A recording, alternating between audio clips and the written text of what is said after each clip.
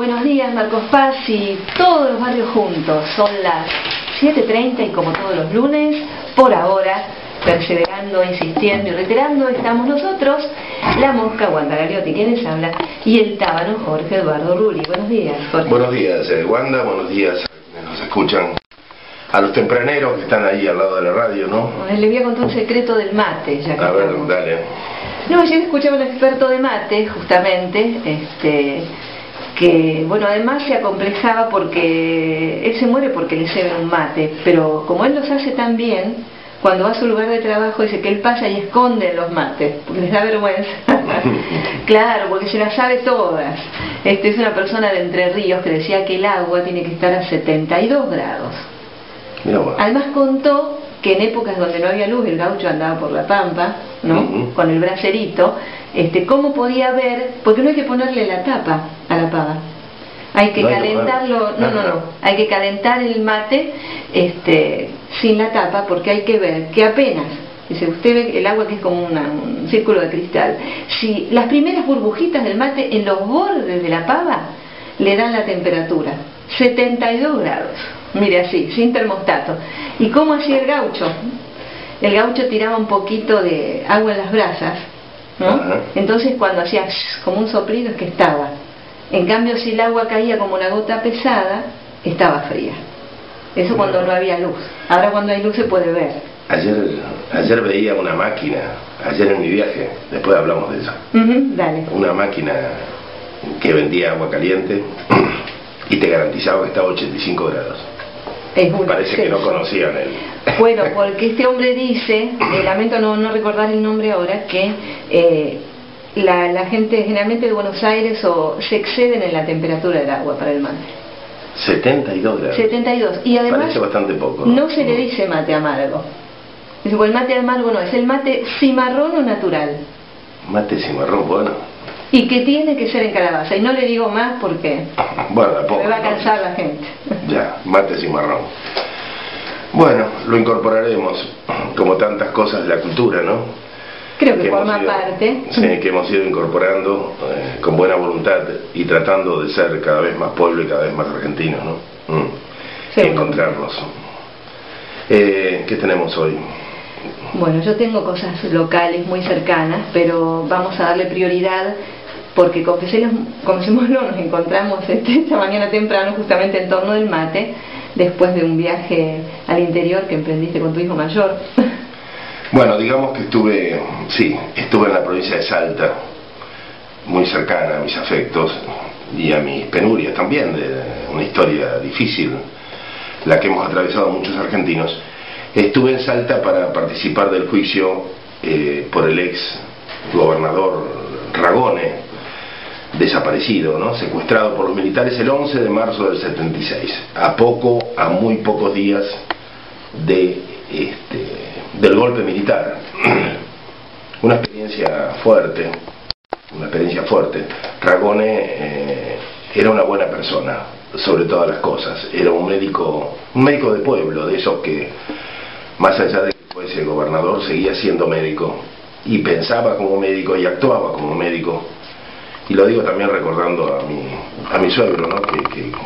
Que así era, así son los médicos de antes, los médicos del campo, ¿no? Que siempre están a disposición del paciente. Bueno, y Ragone llegó a gobernador y estuvimos allí para apoyar a un testigo al que le avisaron que partían comandos del regimiento de Córdoba para secuestrar a Ragone, para matarlo. Le llegó esta noticia y Ragone no lo quiso creer. El gobernador dijo tener otras informaciones y que él era el gobernador y que no lo iban a tocar, esa cosa que presumíamos en aquella época de que ciertas jerarquías eran intocables. Bueno, no fueron intocables para el genocidio que se preparaba, para la planadora militar que se disponía a ponerse en marcha. Y Ragone todavía está desaparecido, ¿no? Hay un lugar en la zona de Cerrillos, donde también estuvimos, que se ha levantado un paredón con un mural muy lindo hecho por artistas locales, porque en ese lugar se encontró el auto abandonado, el auto del secuestro, con un zapato. Todo lo que quedó fue un zapato del gobernador. Y él, todavía sus restos no han aparecido. Quizá lo quemaron en alguna de las escaleras de la quebrada Humahuaca. Bueno, pero esta es la realidad. Estuvimos hablando con su nieto, que es un hombre, digamos, bastante cercano. No así con su hijo. Su hijo es el principal desmontador de Salta, lo cual, una vez más, esa paradoja, ¿no? Claro. Y no es el único, ¿viste? Hoy ser hijo de desaparecido realmente no es garantía. No es garantía.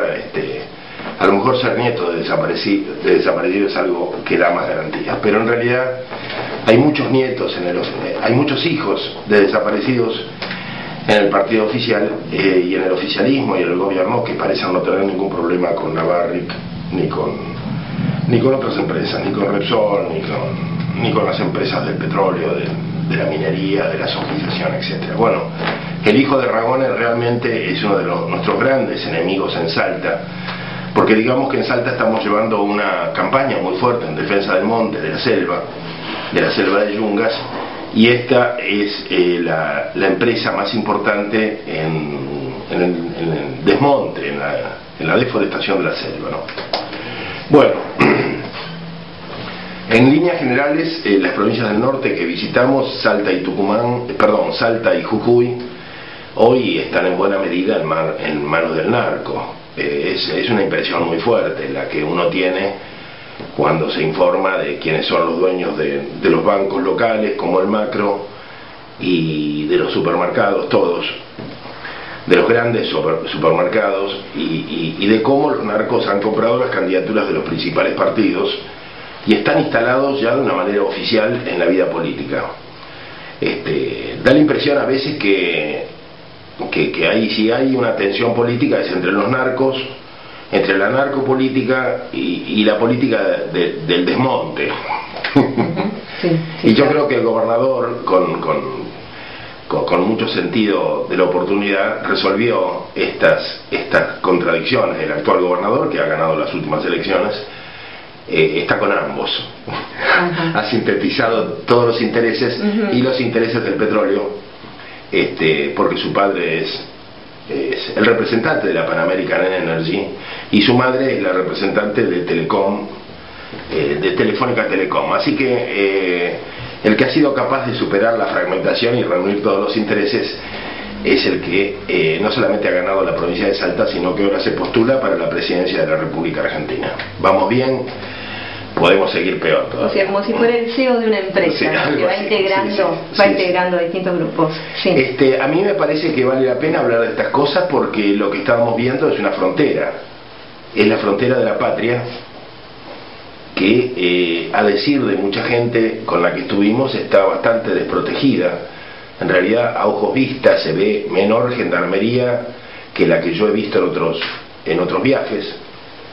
Y me parece que tiene mucha importancia con nosotros porque gran parte de esa gendarmería que tendría que estar allí, en realidad está aquí, en esta otra frontera de la urbanización, esta frontera de una megalópolis, como decíamos en la anterior audición, una frontera galopante con una enorme inseguridad que se atenúa cuando las fuerzas de gendarmería se instalan sobre la ruta 200. Pero esa gendarmería que está en la ruta 200 no está en el norte, ¿comprendes? Entonces, lo que hablábamos con jóvenes que salen a acampar o que salen a pescar en el interior de Salta, y nos comentaban el repetido pasaje de pequeños aviones de los narcos, y se le pone a uno la piel de gallina porque la situación es como cuando tenés una manta corta, ¿no? Que o te tapas la cabeza o te tapas los pies. Claro, fíjate que simbólicamente, claro, este es un dilema realmente, porque simbólicamente llamar al ejército trae, digamos, para que intervengan en los problemas de la civilidad trae los peores recuerdos. Entonces parece ser que la gendarmería, entre comillas, ¿no? A ver, crea una idea simbólica como neutra, como que no... Wanda, te recuerdo que ya no tenemos fuerzas armadas. Además, ya sé que me vas a decir, sí, la única fuerza militarizada y en condiciones de operar en la Argentina, desgraciadamente, es la gendarmería. O sea, sí, sabemos los enormes defensores de las fronteras, es su destino natural. Es decir, yo creo que habría que tomar conciencia, sobre todo en este año electoral, en que se va a hablar mucho de política, de que la Argentina es un país desarmado, con un conflicto pendiente con la Gran Bretaña terrible, más allá de que tratemos de mirar para otro lado. Tenemos una mega base terrible con los aviones y los barcos más modernos, con una tecnología que es infinitamente superior a todo aquello que podríamos tener nosotros, y lo tenemos a un paso de nosotros, protegiendo sus enormes intereses petroleros y territoriales en la Argentina, y nosotros no tenemos ni siquiera un escarbadiente, no tenemos fuerzas armadas, tenemos grandes conflictos interiores, y la policía está prácticamente neutralizada, con enormes problemas internos, descabezada, y estoy hablando tanto de la federal como de la provincial en este caso, de manera que cuando el gobierno necesita apelar a una fuerza armada lo hace con la gendarmería. Bien, este ha sido el comienzo de La Mosca y el Tábano. ¿Qué tal si escuchamos un poco de música, pero de esa para pensar o disfrutar? En este caso el grupo se llama Desalojados del Querer y hemos elegido un tema que se llama ¿Quién soy?